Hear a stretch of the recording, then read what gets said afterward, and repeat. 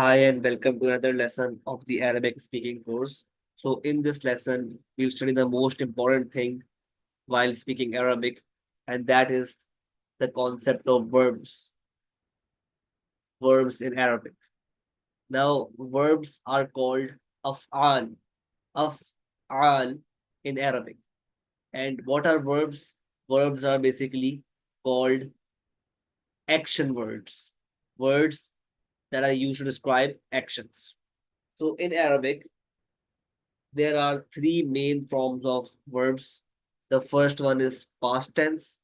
The second one is the second form covers the present and the future tense. And the third main form in Arabic of verbs is the command form, right? So past tense, number two, present and future tense, and number three, command form. So in this video today, we'll study the past tense first, right? Past tense. Now, what is past tense? Those verbs or those words used to describe the action that has already happened, right? So that is called past tense. So that is what we will study in this video today. So before we move on, you should learn in Arabic, there are 14 variations of a verb in past tense. That is called girdan. Depending on the person, that is first, second, and third person, and on gender, that is male and or female, the verbs are classified or contain 14 variation. Like every verb contains 14 variations in the past tense. That is called that 14 variations list of the particular verb is called a girdan, right?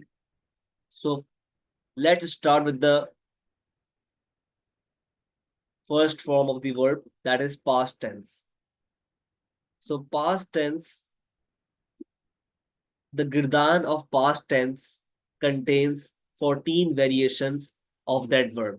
So for example, if we have a verb called kataba, now this is a verb kataba. Kataba, kataba.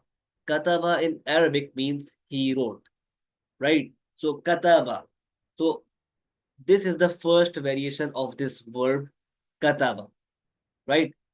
Kataba is a verb, and this word kataba, it is the first variation in the girdan. So what is girdan? It is basically a 14 variations of an Arabic verb, right? Now let's study the girdan. You have to memorize the girdan for the verb, right? And in in case of past tense, there are 14 variations of an Arabic verb in a girdan. So for example, if I say, if we choose the word kataba, kataba means he wrote. The first variation itself is kataba. Kataba means he wrote. Now he is singular and wrote is the verb, right? So this variation kataba is referring to a third person singular male. Second variation is kataba with an additional a sound. Kataba. Now kataba means they wrote. Now this variation of the word kataba, this variation kataba is referring to two males and third person. Moving on. Then comes the variation katabu. Now katabu means again they wrote but for three or more males. Now this variation of the word this variation katabu is referring to first of all the third person and more than two males, right? So these three variations are referring to the third person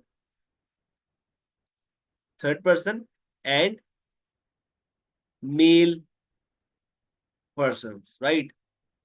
So katabu, they are all used for third person and male persons, right?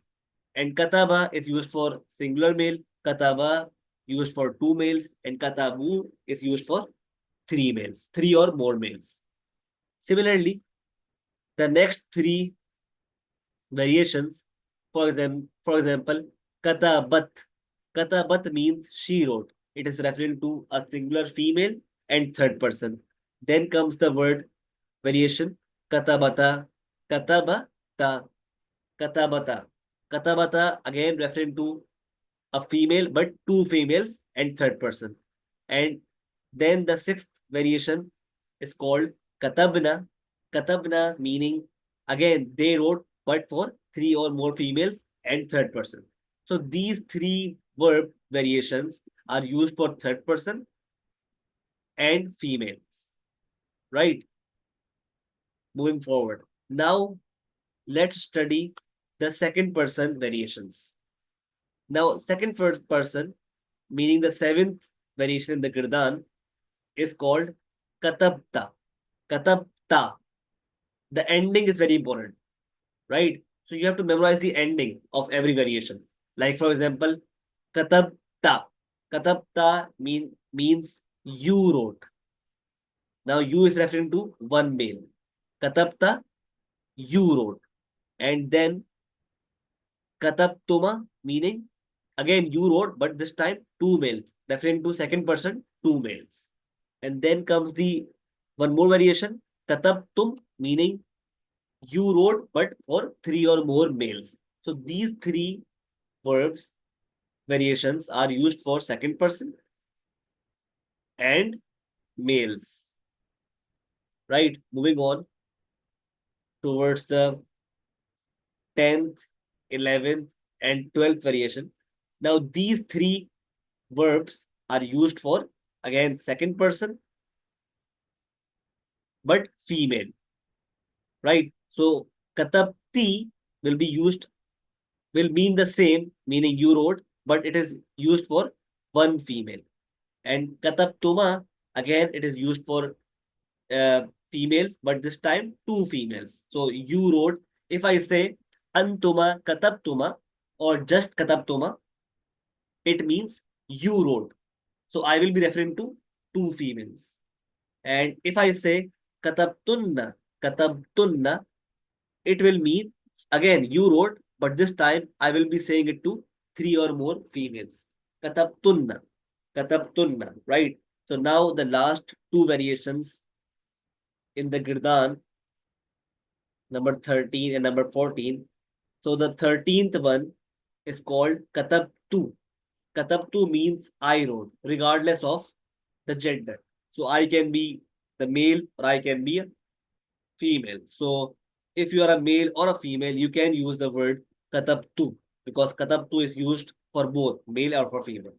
And then comes the last, the 14th word, the variation of the Girdan, that is called katabna. Katabna. Now please note the ending is very important in each variation, since the ending never changes, right? So the ending remains the same, no matter what the verb is.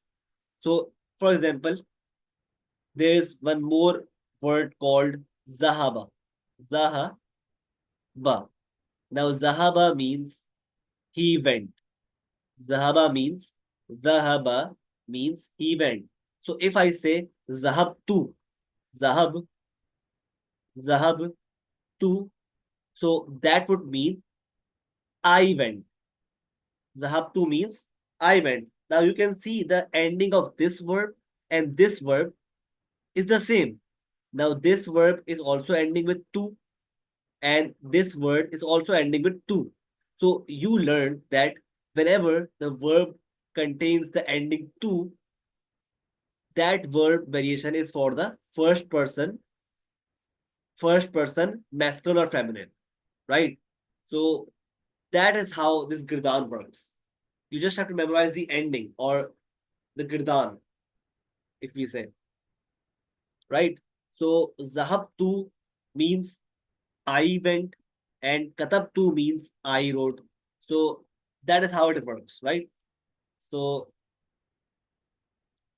moving on, then comes the last word, Katabna. Katabna means we wrote. Katabna means we wrote. Now, this we can be a two person or this can be a more than 2%, right? So katabna. So you see how the girdan works. So you have to learn these 14 variations of the verb. Now, it's in past tense, the variations will always be uh, among these 14 words, right? So you won't see a variation besides these 14 verbs, right? 14 variations. So this in past tense is called a girdan. The 14 verb variation collection is called a girdan. And you have to learn the girdan to master the concept of past tense in Arabic and to use them grammatically properly, correctly in sentences, right? So to avoid grammatical mistakes, you have to learn these girdans, right? So let's try the girdan with one more verb. This time we use the verb kataba. Now let's try with one more verb. So, for example, there is one more verb called qara, qara, qara. Now qara means he read. Now this verb means qara. So again, you can see the girdan number 1 till 14 variations,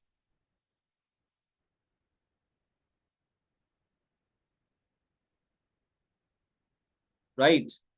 So you can see the 14 variations of the verb qara. Now, starting with the three male variation, third person. So qara means he read, qara means they read, two males. Qara'u means they read, but for more than two males. And qara'at means she read, qara'ata means they read, but for two females. Qara'na, qara'na means two or more females read. And then moving on to the second person, qara'ata, qara'ata means you read, one male.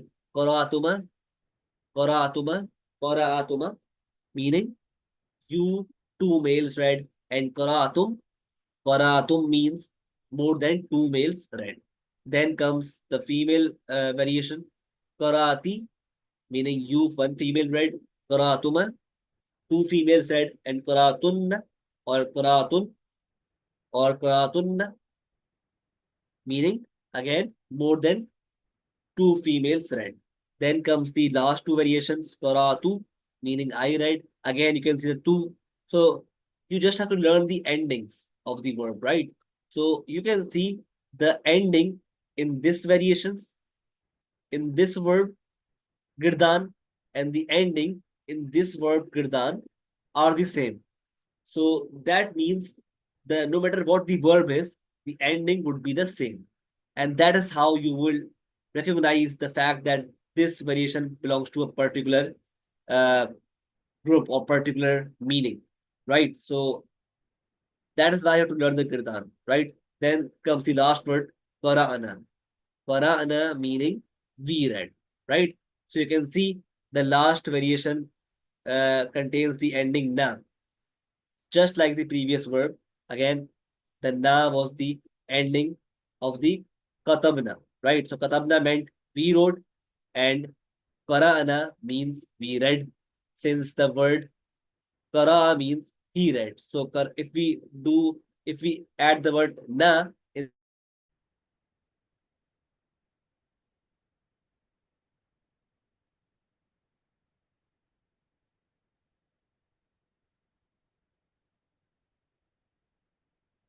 right? So this is how the kirdan works. So moving forward, now here's a task for you guys. Now I have listed down the most important verbs in Arabic language that you can use in your daily lives to speak.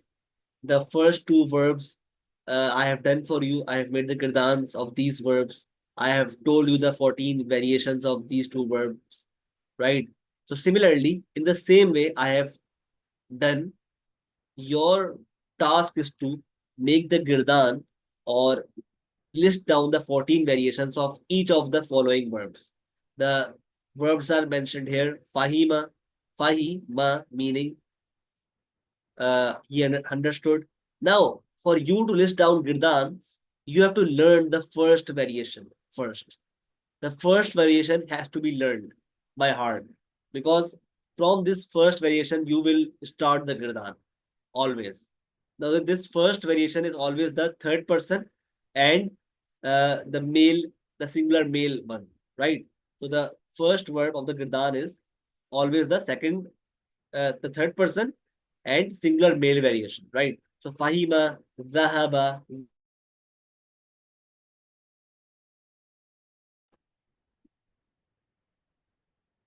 akala, shariba, jalasa, kharaja, dakhala, نظر نظر سمع مشى ركب أخذ أعطى أعطى أعطى بدأ بدأ نما نام نام قام لبس, and the last one is vajada. So these verbs you have to make the girdan. In the next video, I will make the girdan of any two of these verbs to help you understand it more, right? And then we will move on with the present tense, right? So learn it and practice it and try it with these verbs and write me in the comment section. مع السلامة مع السلامة إلى اللقاء.